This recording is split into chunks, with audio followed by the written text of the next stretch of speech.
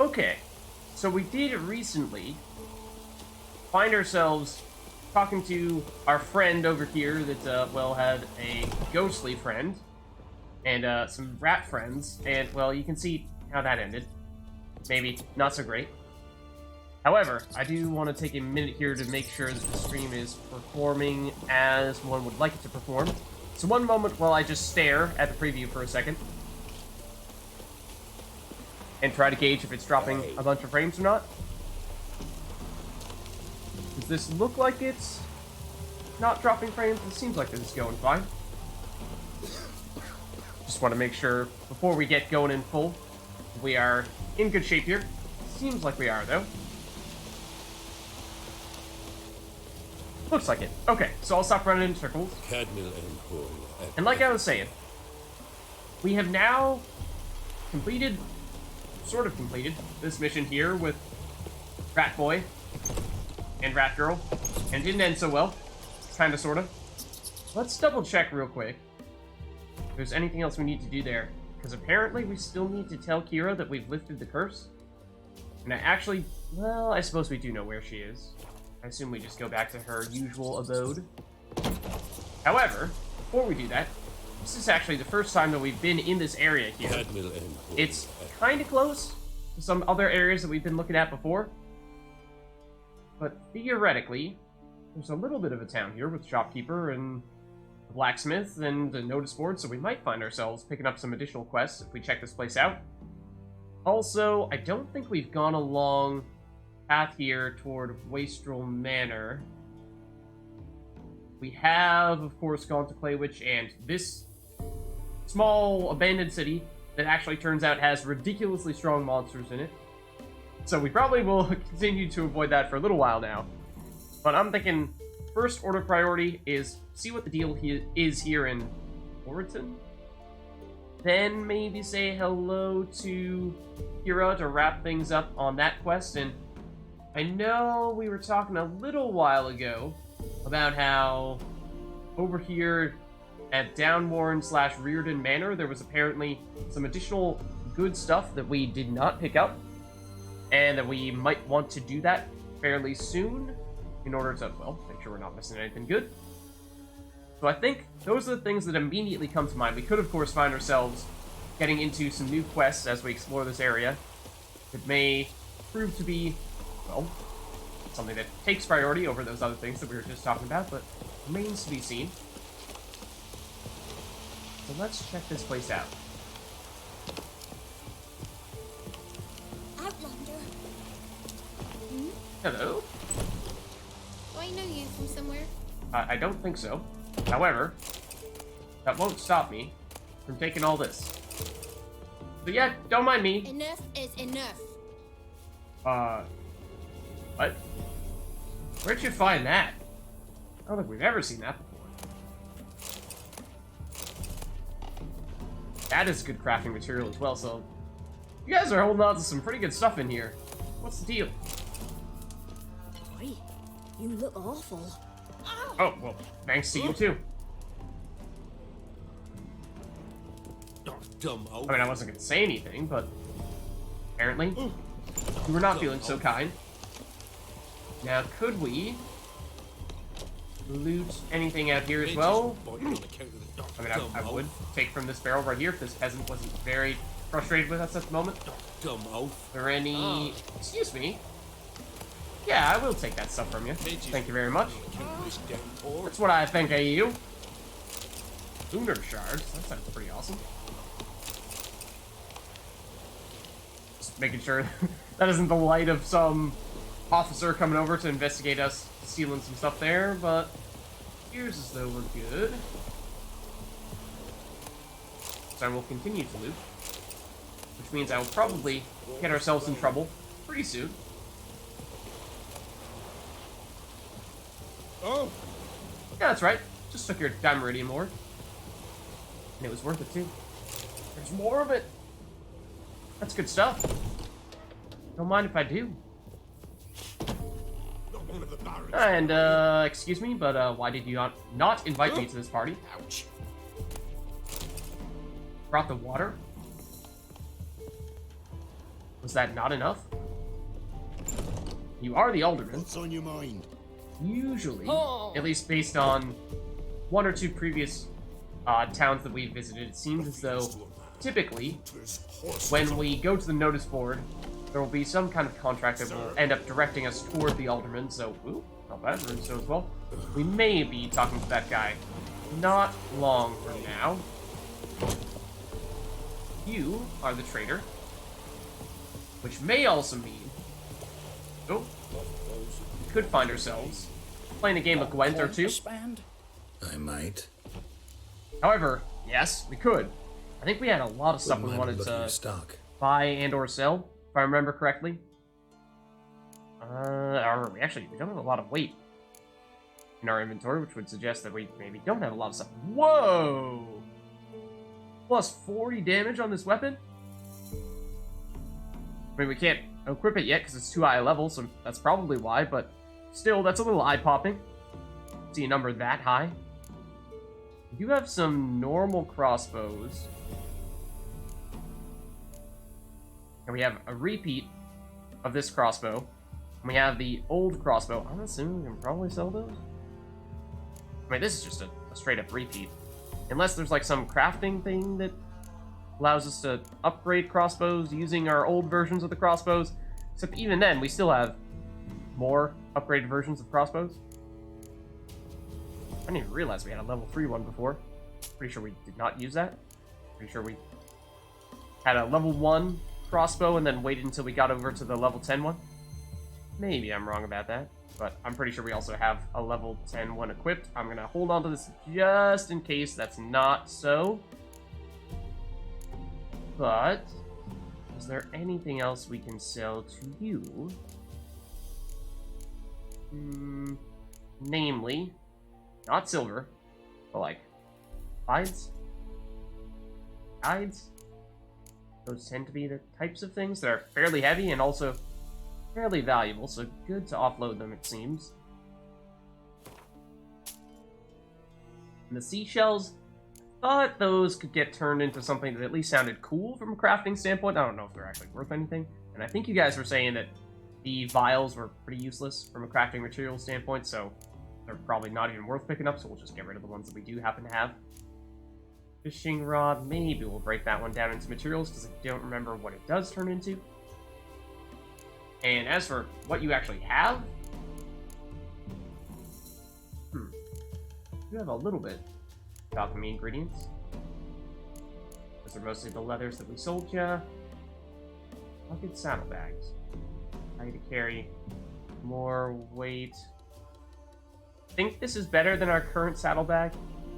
We might want to double check. That does sound like that could be a worthwhile investment. Let's check that out.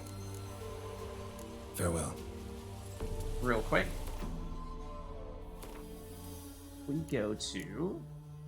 what's another? Not here. Not here. Roach. Oh, actually, over on this side. Those are the items that we can equip on Roach, however, these are the things we have currently equipped. We have normal saddlebags, not the rugged ones, I think is what that description was on those ones that we just were looking at, and I think they had, what, 70 maximum inventory weight, whereas these that we're currently using only have 30, so yeah, that sounds like a pretty sweet deal. Let's get those. Hello! Wouldn't mind a look at your stock. Okay, so let's purchase... where did they go? These, I think? Rugged saddlebags? Yeah, 70. Fairly expensive, yes, but I think it will more than pay off given how it allows us to carry more items and then in the future sell more items, make more money, and pay off for this investment. And just the convenience of not having to worry quite as much about dropping things all the time whenever we reach that threshold, because that's been happening a fair amount. So it'd be nice to not have to worry about that. We do have, I suppose, a few other things that fall under this crafting materials category. Like venom extract, which we have a bazillion of, is kind of tempting to sell some of that, because, yes, it's probably, sounds like it could be useful for some crafting things, but at the same time, do we need 63 of them? I hope not. we'll offload a little bit and compensate a little bit for the purchase that we just made. Can totally make up for the cost. Well, I saw we were at, I think, 4,200 before we purchased the saddlebag. However, we did sell those other furs earlier, and I didn't see how much we had before that. Let's just make sure, before I get distracted by a game of Gwent, Farewell. I will get distracted by that game of Gwent, that we equip the saddlebag that we just purchased, because that would be, kind of the point. So we do that. Now we go all the way up to 130. That is awesome. Okay, fantastic. Greetings. Now, let's Gwent it up. How much we want to bet? I don't know. We'll just go for the standard 5. Wouldn't mind a few rounds of cards. Yeah, sure. Why not? Okay, let's continue with the Northern Realms deck. That's basically been what we've been doing every time. It may remain the only one that we have enough cards to use, or actually play a game with. Decoy, remind me, this one's an odd one. Swap the card on the battlefield to return it to your hand.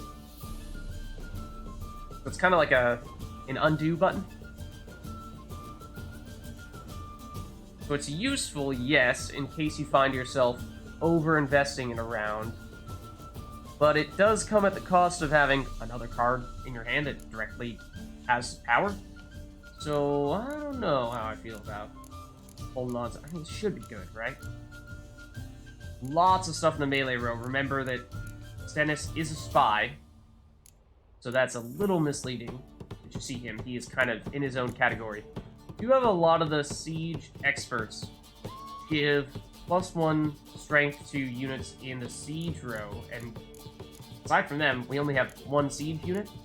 So I think these guys actually are not terribly valuable. Death Mold is one of our highest cards, our strongest cards, so I think that made sense. And then I think we got this guy with our second swap, so switching switching a 1 for 5, definitely good. That 1 was a card that still did allow us to get +1 strength to this guy, so in total it was really effectively a 2-power card when you took that into effect as well. But that's still not as good as 5, so I think we lucked out there as well. I do like this combo a lot.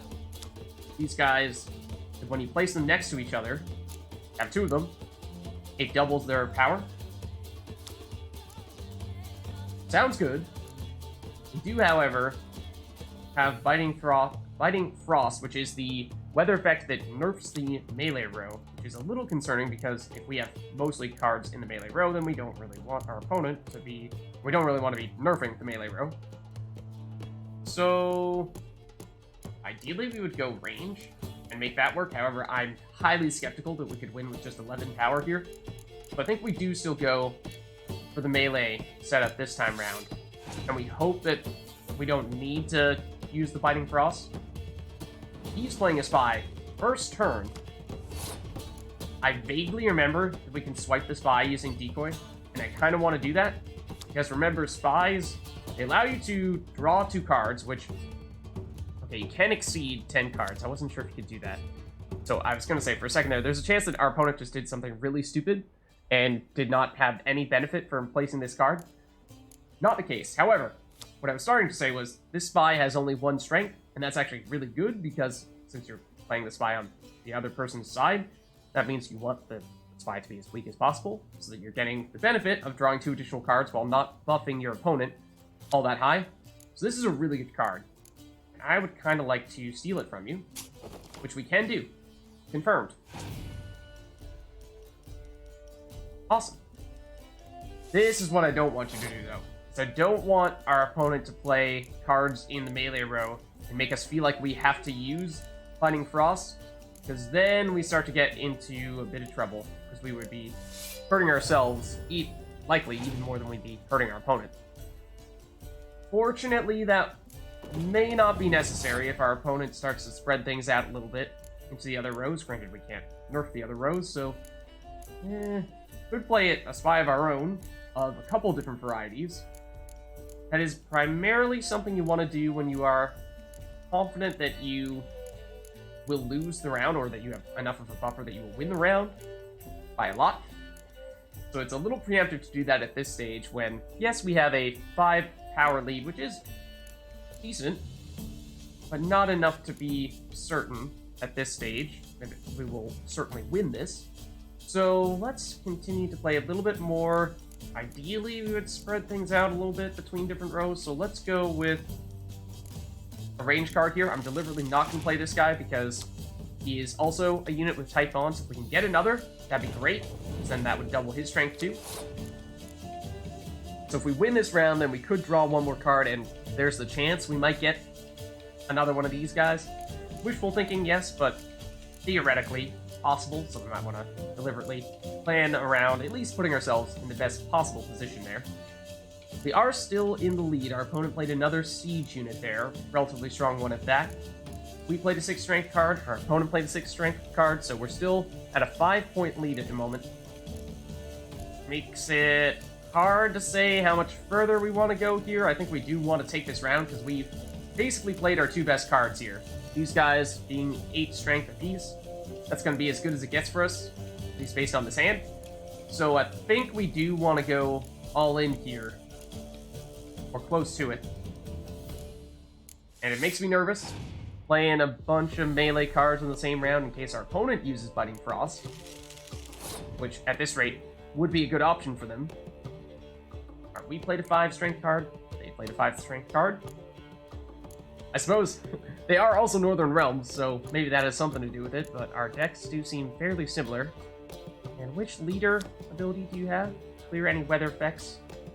Whereas we can double the strength of our siege row. Granted, all we have in our siege row is a dummy with no strength. So that's not really doing us any good, at least not this round. Unless we play this guy. But only doubling 1 unit doesn't make me feel great about that. So I think maybe we do... let's go 1 more in the melee row.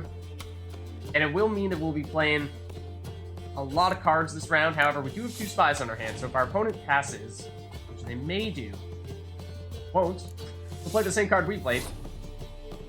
I think what we do is we continue to play pretty aggressively here, and as soon as our opponent passes, which we really hope they do, like, preferably this turn, then we should be able to at least play taller here.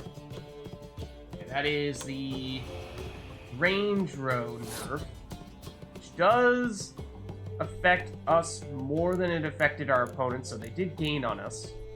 Did they? Eh? Should have. This was what, a 5 strength card? This was a 6 strength card. And we do still have a 5 strength lead for some reason. You went down from 5 to 1. I don't know. Apparently I missed something there. But we're in a bit of a tricky situation here because at the moment we can make ourselves weaker. We can make our opponent stronger and draw some cards. We can make our opponent even stronger and draw the same number of cards. Or we can play that siege unit, in which case, if we do play this card, then we are well and truly all in and putting ourselves in a dangerous position for rounds 2 and 3. Let's give it a shot. It makes me a little bit uneasy. Okay, I need to double check what that card did. Is it just like the siege engineers that we have? Also, if you could please, yep, let me select it. Adds +1 to all units in this row, excluding self. Yeah, so it's functionally the same as the, I don't know, if ours were just generic siege experts, whereas that's a Kedwenny one. Functionally the same, though. So it does mean that we have a pretty significant lead at this point. To the point where we could even play, possibly Stennis, our more powerful spy, which by more powerful I mean makes our opponent more powerful relative to taller. I think we give that a shot here, because it will give us 2 more cards, so if we feel the need, then we could, presumably, play some powerful cards that come out of that. Biting Frost was not what I was looking for, though. Okay, our opponent has passed. Now, this is actually a great instance for us to play another spy. Because, well, at the moment we are looking at 0 units with power that go on our side. So we quite literally cannot win. It is not even mathematically possible for us to win round 2 or 3, no matter what we do, unless we play this card, like, more or less right now. We really hope for not weather effects. That's not good. Okay. So that is, at least we got Siegfried here. And we obviously don't want to play anything more on this turn, now that we have drawn as many cards as we can draw. We'll pass here, and then we will get 1 card after winning this round. So we're really hoping for something good there as well. Otherwise, we're in not so great shape. Okay. It is a siege unit. It's probably the best kind of card we could have asked for, because it does mean that we can use our leader ability and put it to good use, doubling the power there. Could also then use our Commander's Horn in the melee row to affect Siegfried. So basically that means we'd be doubling our siege unit from 6 to 12. We'd be doubling Siegfried from 5 to 10, bringing us to 22, which is not bad. Our opponent only has 4 cards. Will they be able to outdo that? It depends. If they have a weather effect to take down the melee or siege row, then we're in trouble. And we do have Impenetrable Fog, which can nerf the range row, which we will not have any cards in, so our hope would be that our opponent puts most of their cards in the range row.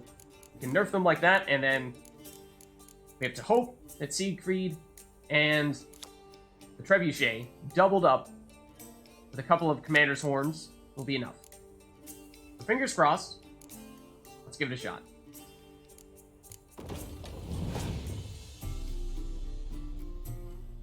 Okay, playing in the range row. Off to a good start here. Now, we could try to play some mind games here and deliberately do the range nerf late in order to see if we can entice our opponent to play more cards in the range row before we actually hinder that row. Granted, we're playing against a CPU, so to what extent that's actually a thing, hard to say. Likewise with the chances of them using a weather effect against us. Now, bear in mind, our opponent does have the leader ability that allows them to clear any weather effect. Is it any? Like, as in, choose one and only one to remove? Or is it all? Because what I'm wondering is, this is super risky. But, and we shouldn't do this, but theoretically, if we wanted to go with the 10,000 IQ strategy, do we deliberately play a weather effect? One that we don't want, like one that nerfs the melee row, mostly one that nerfs the melee row, because it's the only other alternative we have, on the assumption that our opponent will then use the leader ability to remove it, and then that means that we can actually use the weather effect that we want to stay in effect without the risk of our opponent removing it. I think that sounds like we are overthinking that way too much, so that makes me nervous, and let's not do that. And let's hope that our opponent does not have a way to nerf the melee or siege row, in which case we should be in decent shape. So let's use this. We'll double the siege row. And as for what, okay. Our opponent cleared weather effects with a card. I don't believe that was that the leader ability? Did he use that with? Oh my goodness. And he passed? What? Okay, well, this may be one of those instances of the computer being a silly Billy. I think that's what just happened. For a second, I thought they played a card from their hand that cleared all weather effects. I think they used their leader ability, which means we could definitely do this. Make sure it's the right one. Nerf the range row. Granted, it also looks like they passed, so it doesn't appear as though we need to do this, but, you know, we will, because we can. And now, we certainly have the victory here.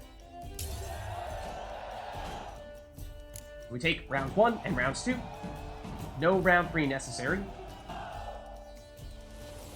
Awesome. Got some crowns and Gold Lathana Scout. I think that is going to be a Scoia'tael card. Let's check it out. Gold Lathana Scout. This one. Oh, 6. Not bad. Agile can be placed in either the close combat or the ranged combat row. Cannot be moved once placed. Seems pretty solid. 6 strength is quite good. 5 seems like that's solid. We like having the 5 cards in there. 4, at least for Northern Realms, does tend to make the deck. However, those would tend to be our weaker cards, so that makes 6 certainly above average. If not, just outright good. So add that to also the little bit of flexibility that you have from being able to place it in one of 2 rows, and seems like good card. Potentially a very good card. Okay. So that's good. Let's see if we can continue to wipe things from you guys, or is anyone gonna call us out? Like that guy peering all over the place. You're gonna get mad at us, old man? If we happen to, you know, like, pick some old goat hides? I don't think so. And, yeah, as we were noticing before, some solid stuff here. Are you okay? You have some very good loot. Got an ill look in your eyes. Maybe not the rotting flesh. We, you know, didn't actually need to pick that up, but other than that, you have pretty good stuff. You know, the Dimeritium ore and other good crafting materials. That stuff does not grow on trees. Platters, that's more along the lines of the stuff you'd normally see in these areas. But I hold you guys to a higher standard. You're better than that. Even the goat hides are a little better. Okay. Hello to you as well. This... Oh, looks like that might actually be the main part of town. The notice board is over there. I'm not sure I want to talk to you, for fear of that curse being passed over to us. Also, I'm pretty sure that we just looted that already, and yet the contents reappeared. If we look away, and then look back, does it come back again? I don't think so. Darn. Pretty sure that's what happened there. Unless there were 2 chests right next to each other that had exactly the same content. Or if I thought we took it the first time around, but actually didn't. Okay, I don't think we've checked this house just yet. Nope, I didn't even see what that was. Lots of water.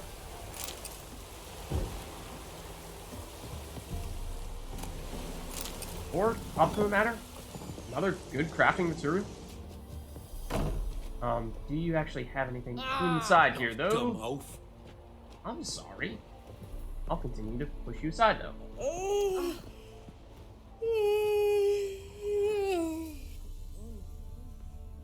Except you don't have anything in here, unfortunately. Okay. Let's check out... Hold on. We need to go up this way. Let's check out this building here, which appears as though there's a blacksmith. Maybe this is next door that the blacksmith is. Oh.